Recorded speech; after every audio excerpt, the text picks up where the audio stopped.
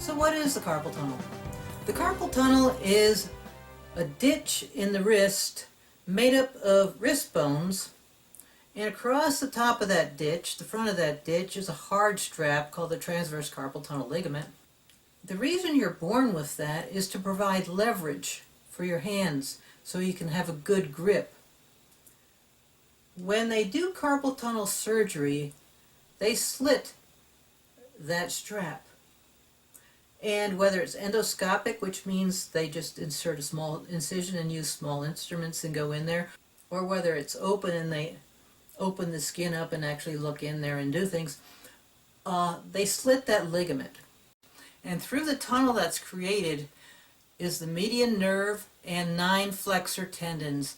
And flexors I'll talk more about, but they're the ones that close the fist, close the fingers, move your fingers down, as opposed to extensors, which open the fist, bring the fingers back.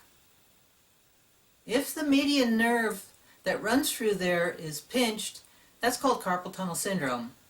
And what you feel is a numbness or tingling sensation, it may come and go, in the thumb, the first finger, second finger, and this half of the ring finger.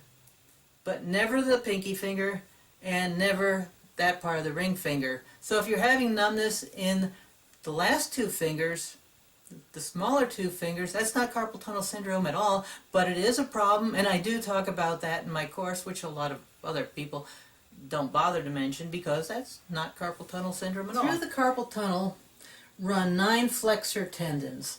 Flexors are the ones that close the fist, close the fingers, move the fingers down. Extensors are the ones that open the hand.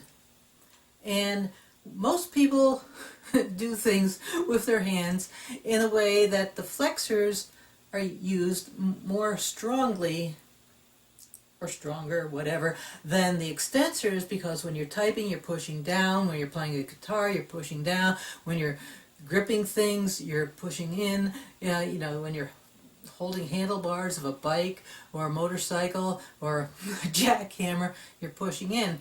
And these flexor muscles, like I said, are used more strongly, if that's the word. And you can tell that the flexors, that your forearm muscles move your wrists and fingers, and that just move your fist up and down, or your wrist up and down, your fingers up and down. See what happens when you move individual fingers or your whole hand when you're moving your forearm. The tendons are what connect the muscle to the bones, and the bones in the fingers, for example. And here, the tendons are really long and skinny that move the fingers. And these tendons individually go through a hollow tube, which is called a tendon sheath. And there's only a couple places in the body like that. There's the ankles and the hands.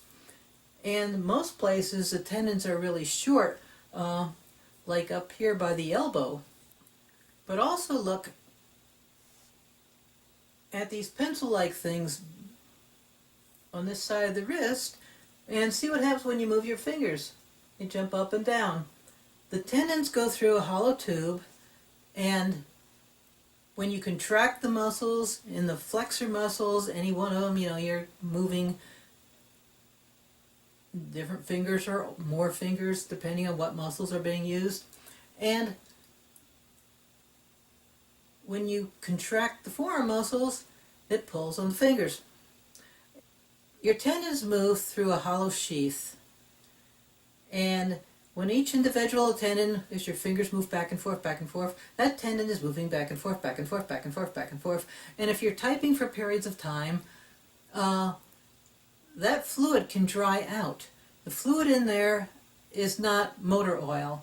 You know that if, the motor oil in your engine, when your pistons move up and down, if that motor oil dries out, that friction causes your motors to seize up. Your motor's shot. So this is not motor oil. We are not made for doing this repetitively. We're not cavemen. Cavemen aren't that much different in body than we are, and we haven't evolved that much from them. So if you're typing, here's a tip for you.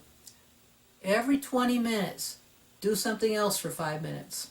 You don't have to stop working. You can use the phone, answer your mail, take a walk to the printer or whatever, file something, go to the bathroom, take a quick break, whatever. Your body's not made to do that repetitive stuff for very long, and that's one of the major causes of carpal tunnel if it's from repetitive work. Now, some of you have problems from not repetitive work, but let's talk about the repetitive stuff first.